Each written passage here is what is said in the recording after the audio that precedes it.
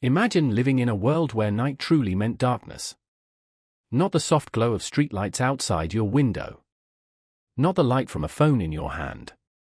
Not even the comforting hum of electricity flowing through your home. Instead, when the sun disappeared beyond the horizon, so did most of daily life. Across the 19th century, entire towns surrendered to the night. Families gathered around dim candle flames. Oil lamps flickered in the corners of small wooden homes. Shops closed early. Streets emptied. Factories fell silent. Darkness wasn't just an inconvenience, it was a limit that shaped how people lived, worked, and dreamed. For thousands of years, humanity accepted that limit. No one imagined that a single invention could transform the night into day.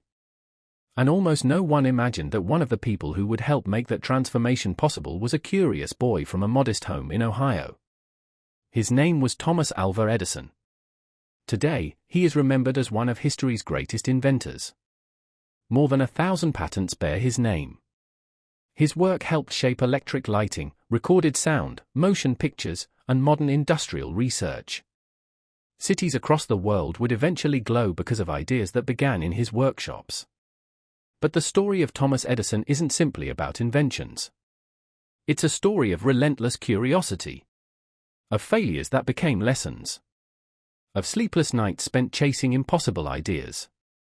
And of a determination so powerful that it changed the modern world.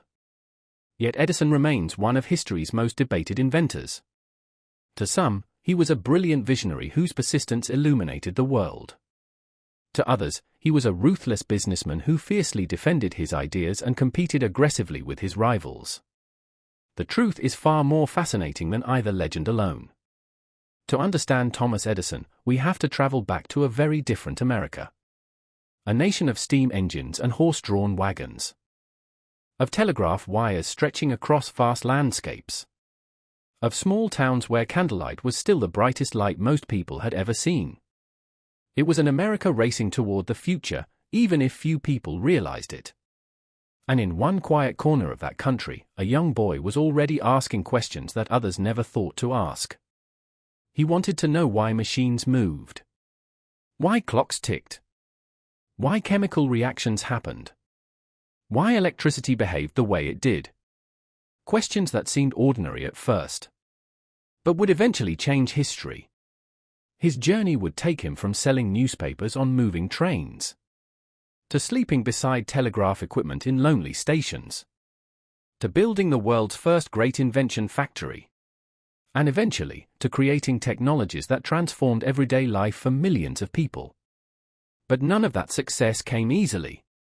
Before the patents, before the laboratories, before the light bulb, there was only a boy whose greatest talent wasn't intelligence alone.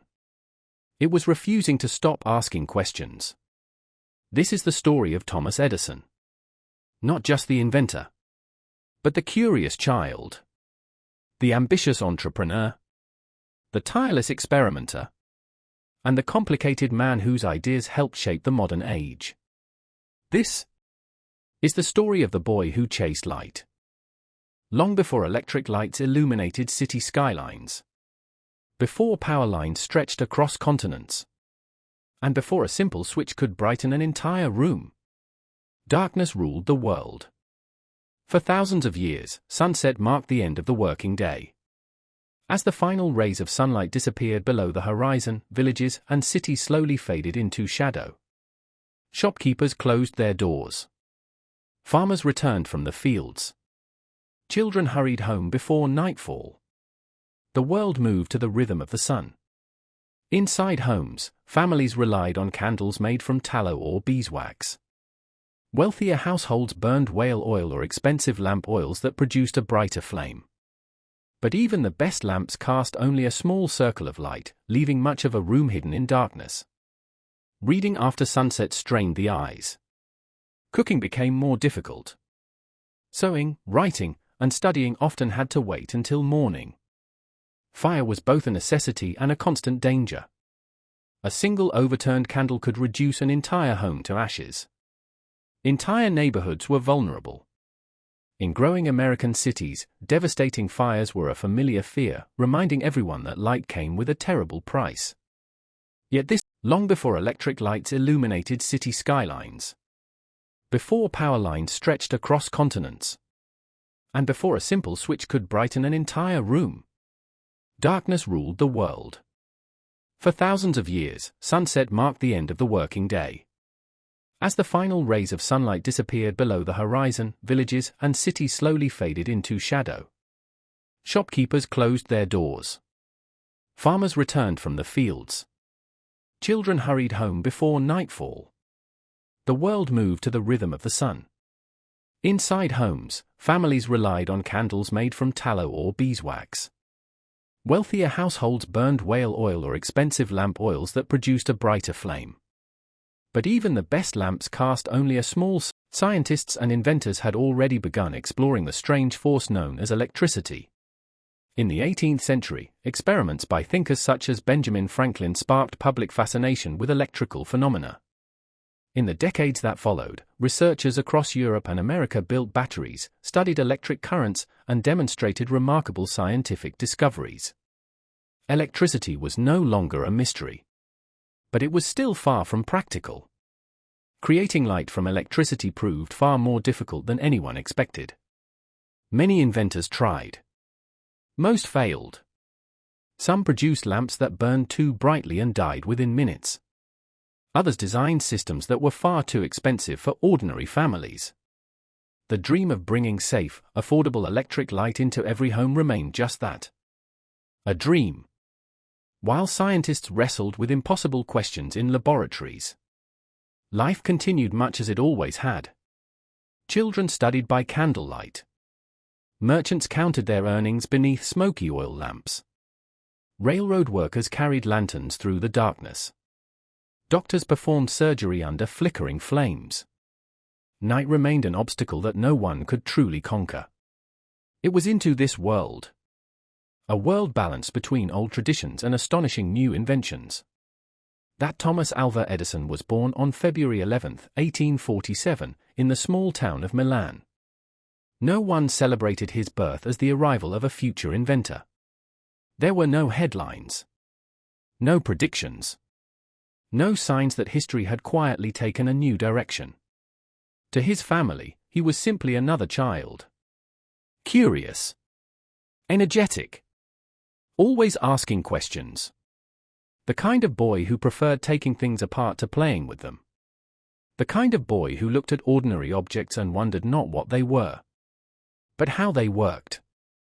Those endless questions often exhausted the adults around him. But they also revealed something extraordinary. Because every great invention begins the same way. Not with an answer, but with a question. And in the years ahead, Thomas Edison would ask more questions than anyone could possibly imagine. The darkness that had defined human life for thousands of years was still untouched.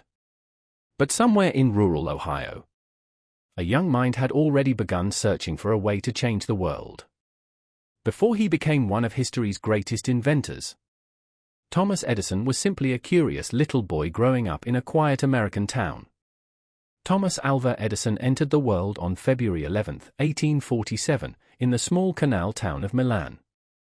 At the time, it was a busy shipping community where grain and other goods moved through the canals that linked rural America to larger markets. His father, Samuel Edison, was resourceful and adventurous, taking on a variety of jobs to support the family. His mother, Nancy Edison, had once worked as a schoolteacher and believed deeply in the power of education. Neither of them could have imagined the future that awaited their youngest son. From an early age, Thomas seemed different. He was endlessly curious.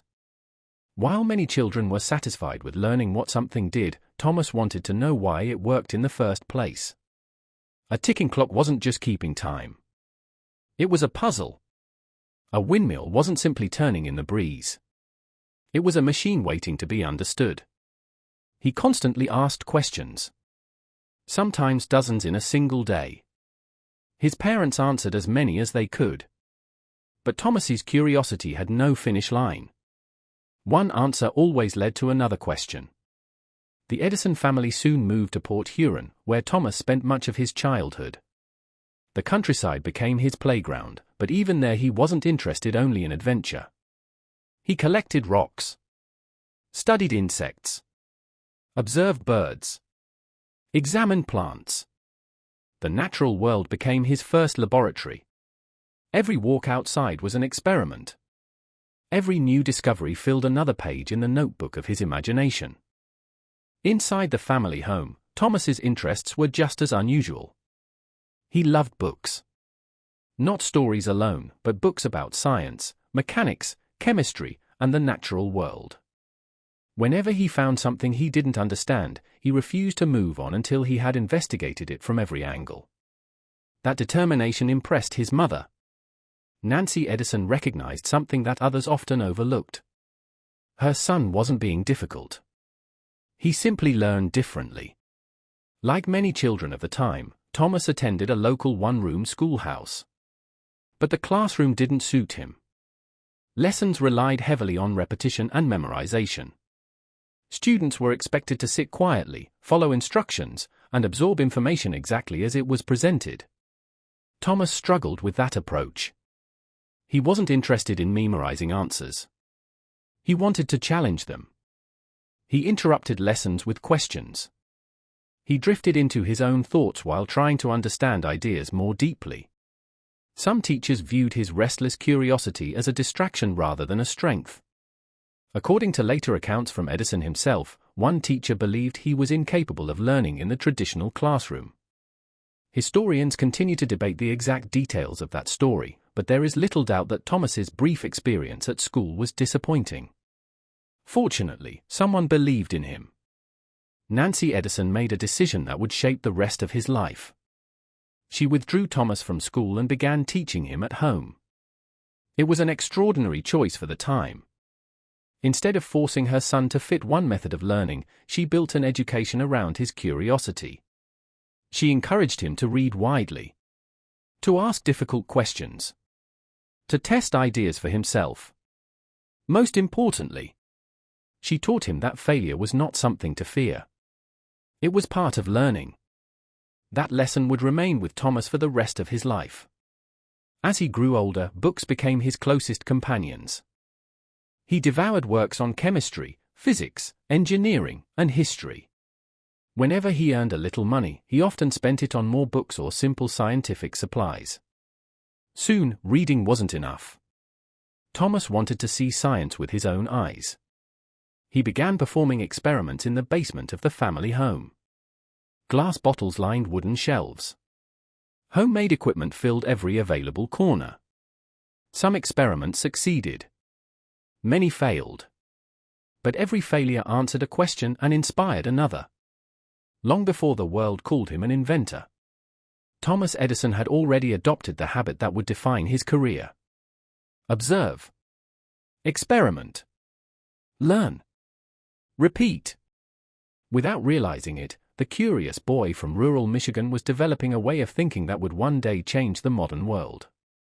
But curiosity alone could not satisfy his growing ambitions. As Thomas entered his teenage years, another challenge awaited him.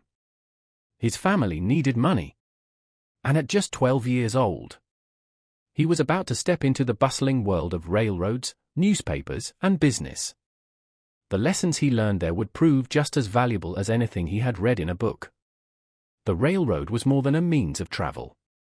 For young Thomas Edison, it became a classroom, a workplace, and the beginning of an extraordinary journey. By the age of 12, Thomas Edison was no longer just a curious boy experimenting in his basement. He had become a businessman. The American railroad system was expanding rapidly during the 1850s and 1860s. Steam locomotives connected towns and cities, carried passengers across long distances, and created entirely new opportunities for commerce. Thomas recognized one of those opportunities. He began selling newspapers, candy, fruit, and snacks to passengers on the Grand Trunk Railway line between Port Huron and Detroit. Every day, he boarded the train with bundles of goods, moving through crowded cars and learning how to attract customers. For many boys his age, the job would have been simple labor. For Thomas Edison, it became a practical education. He studied what people wanted to buy. He observed which headlines attracted attention. He learned how timing, supply, and demand affected sales. The train itself became a moving classroom. Passengers brought stories from different cities. Merchants discussed business opportunities. Travelers carried newspapers filled with reports about politics, technology, and the changing world. Thomas listened carefully. He absorbed information constantly. Soon, selling newspapers was not enough. Thomas wanted to create something of his own. He purchased a small printing press and installed it in the baggage car of the train. There, while the locomotive carried passengers along the tracks, he printed his own newspaper called the Grand Trunk Herald. It was a remarkable achievement for a teenager. The Grand Trunk Herald is often described as one of the first newspapers printed on a moving train. Thomas wrote articles, gathered local news, and sold the paper directly to passengers. The venture demonstrated several qualities that would define his future career. He was inventive. He was resourceful. And he understood that information itself could be valuable. But Thomas did not spend all his earnings on ordinary teenage interests. Much of his money went toward books, chemicals, glass bottles, and scientific supplies. The baggage car soon became more than a workplace. It became another laboratory. Between sales rounds, Thomas conducted chemistry experiments using the supplies he had purchased. He mixed compounds, recorded observations, and tested ideas whenever he had spare time. To him, the train represented freedom. It carried him beyond the boundaries of his hometown. It exposed him to new people and new ideas. And it allowed him to earn the money needed to continue his experiments. However, experimentation did not always go according to plan. One day, a chemical accident reportedly caused a small fire in the baggage car. The incident brought his railroad laboratory to an abrupt end, and Thomas lost his position on the train. For many young people, such a setback might have been discouraging enough to end their ambitions. For Thomas Edison, it became another lesson. He learned that experimentation carried risks. He learned that failure had consequences. But he also learned that setbacks could be temporary. The loss of his train job did not extinguish his curiosity. If anything, it strengthened his determination to find new ways of learning and working. Then came a moment that would change his life forever. According to historical accounts, Thomas witnessed a dangerous situation at a railway station. A stationmaster's young child had wandered onto the tracks while a train approached. Without hesitation, Thomas rushed forward and pulled the child to safety. The grateful stationmaster wanted to reward him. Thomas did not ask for money. Instead, he received something far more valuable. The stationmaster offered to teach him telegraphy. At the time, the telegraph was one of the most important technologies in the world. Messages that once took days or weeks to travel could now be sent across great distances in a matter of minutes. For a boy fascinated by communication, machinery, and electricity, the telegraph was irresistible. Thomas eagerly accepted the opportunity.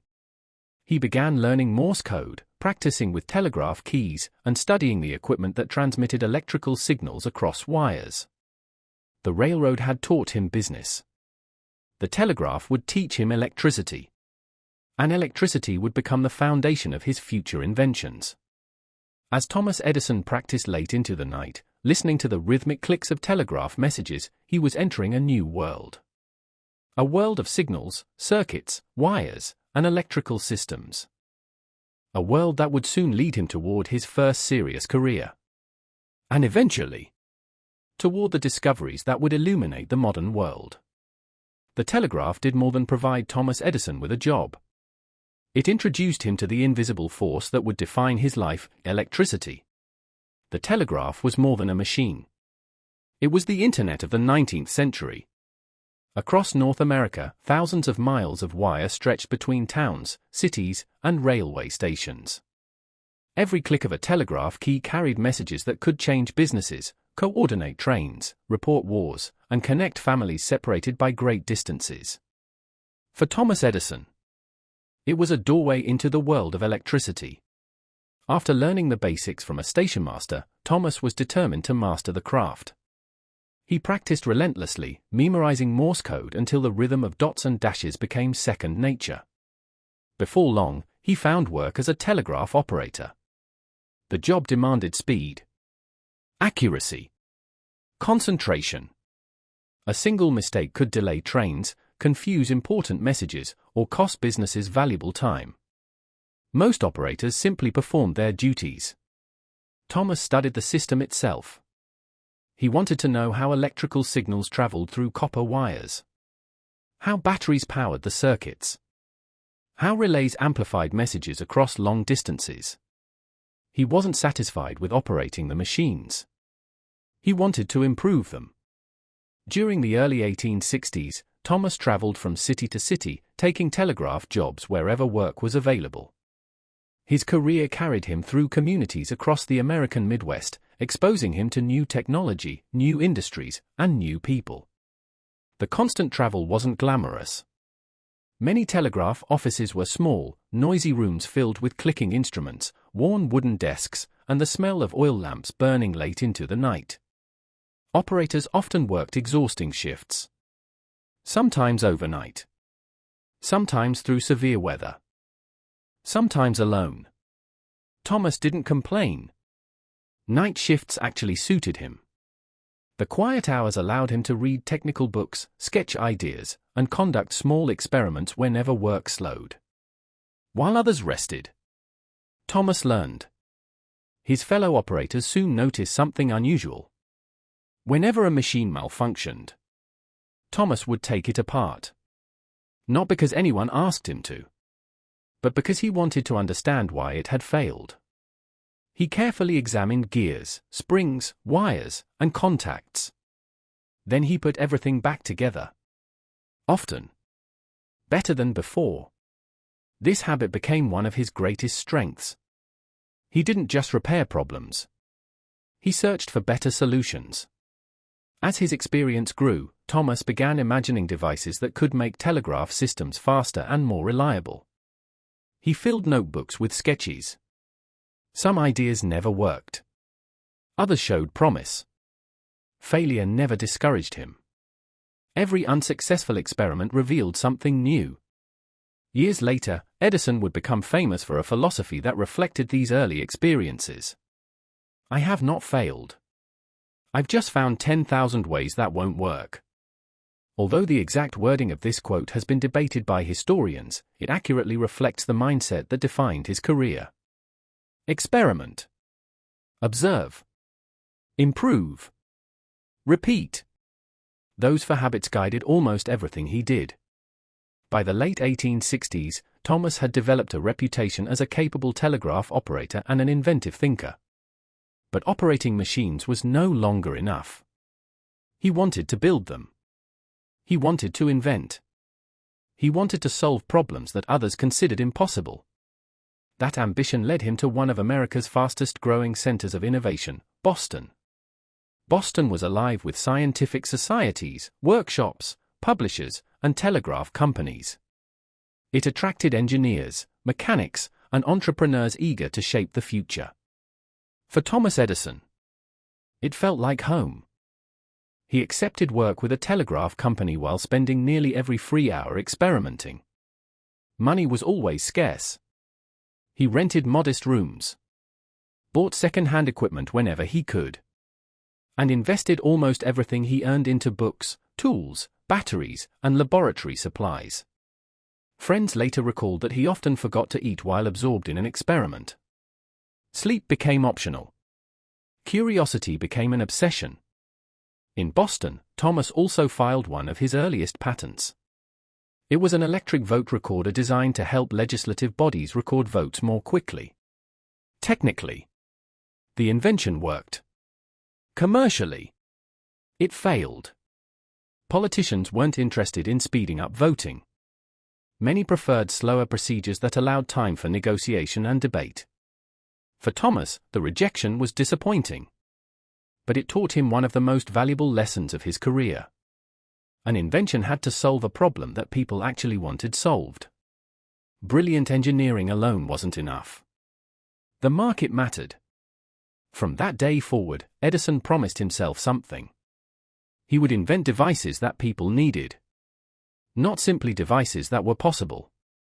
That decision would shape every major invention that followed. As the decade drew to a close, Thomas Edison packed his belongings once again. His next destination was a city filled with opportunity. A city where one unexpected moment would transform a struggling inventor into a wealthy entrepreneur. That city was New York City. Thomas Edison arrived in New York with little money, few possessions, and enormous ambition. Within days, a single opportunity would change his life forever. In 1869, Thomas Edison arrived in New York City with little more than a suitcase, a notebook, and an unshakable belief in his own abilities. He wasn't famous. He wasn't wealthy. In fact, he was nearly broke. According to later accounts, Edison had so little money that he spent nights sleeping wherever he could find a place to rest. Every dollar mattered. Yet even in those difficult days, his curiosity never faded. He wandered through workshops, visited telegraph companies, observed machinery, and searched relentlessly for an opportunity. It came sooner than anyone expected. One morning, Edison found himself inside the offices of the Gold Indicator Company, where confusion had spread through the building. A vital machine had stopped working. The stock ticker. In an age before computer screens and instant financial data, stock tickers continuously printed market prices onto narrow strips of paper. Banks, brokers, and investors depended on them. Without the machine, business ground to a halt. Employees rushed back and forth. Engineers searched desperately for the problem. No one could restore the system. Thomas quietly watched. Then he stepped forward. He asked for permission to examine the machine. Some people were skeptical. After all, who was this young stranger? But with few other options available, they agreed. Edison carefully removed the machine's casing. He examined every gear, every wire, every electrical contact. Within a short time, he discovered the fault. Calmly and methodically, he repaired it. The ticker sprang back to life. The clicking mechanism resumed its steady rhythm. Printed prices began flowing once again. The office erupted with relief. For the company's managers, the unknown young inventor had accomplished what their own technicians could not. That single repair changed everything. Soon afterward, Edison was hired to improve stock ticker technology. Instead of merely repairing machines, he began redesigning them. His improvements made the systems faster, more reliable, and easier to operate. Businesses noticed. Orders increased. His reputation spread rapidly throughout New York's financial community. For the first time in his life, Thomas Edison was being recognized not just as a clever mechanic, but as a professional inventor. Then came the opportunity that transformed his future. One of Edison's improved stock ticker systems attracted the attention of investors willing to purchase the rights to his invention. Thomas expected a modest payment, perhaps a few $1,000s. Instead, the offer stunned him. $40,000. In today's money, that would be worth well over $1 million. For a man who had recently struggled to pay for food, it felt almost unbelievable. Years later, Edison recalled being so surprised by the amount that he feared he had misunderstood the offer. The payment gave him something he had never truly possessed before: freedom. No longer forced to accept every telegraph job that came his way. He could finally dedicate himself to invention full-time. Instead of repairing other people's machines, he could build his own. He rented larger workspaces, purchased better tools, hired skilled machinists, filled shelves with chemicals, batteries, glassware, and precision instruments. Every dollar returned to the same purpose: experimentation. Unlike many successful businessmen, Edison rarely spent money on luxury. He invested in ideas. He believed the next invention was always more important than the last. His workshops became places of relentless activity. Some experiments succeeded. Many failed. Work continued regardless. Employees often described Edison moving from one project to another without pause, asking questions, making adjustments, and recording observations late into the night. He expected extraordinary effort from himself. And eventually, from everyone around him. More importantly, Edison had discovered something about innovation itself. Great inventions were rarely the result of sudden inspiration. They came from disciplined work. From thousands of careful experiments. From testing. Improving. Testing again. Until success finally emerged. That philosophy would soon reshape the way inventions were created. Rather than working alone in a small workshop, Edison envisioned something completely different. A place where scientists, engineers, mechanics, chemists, and machinists could work together under one roof. A place devoted entirely to invention. A factory. Not for manufacturing products, but for manufacturing ideas. It was an extraordinary concept. Nothing quite like it existed anywhere in the world. Within a few years, that vision would become reality in a quiet community in Menlo Park. From there, Thomas Edison and his team would produce inventions at a pace the world had never seen. The phonograph, practical electric lighting, power distribution systems, and technologies that would forever change the relationship between humanity and electricity. The curious boy who once filled a basement with bottles and books was about to build the world's greatest invention laboratory. His most remarkable work had not even begun. History often remembers the finished invention. The glowing light bulb. The phonograph. The laboratories filled with remarkable machines. But those achievements were never the beginning of Thomas Edison's story. They were the result of years of relentless curiosity, countless failures, and an unwavering belief that every problem had a solution waiting to be discovered. As the 19th century raced toward a new age, Thomas Edison was preparing to build a place unlike any the world had ever seen. A place where invention would become a profession. Where impossible ideas would be tested every single day. And where the future itself would be engineered. That place was called Menlo Park. And it would soon earn Edison a name the world would never forget. The Wizard of Menlo Park.